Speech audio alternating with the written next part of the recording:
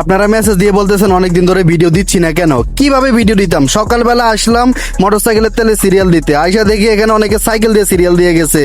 একজন তো কি করছে, আরেকজনের মোটরসাইকেলের সাথে শিকল বাইন্ধে গেছে গা, এটা নিয়ে আরেক গেঞ্জাম। আরেকজন করছে কি, প্রথম লাইনে সিরিয়াল যে আছে হের সামনে মোটরসাইকেল রেখে দিছে।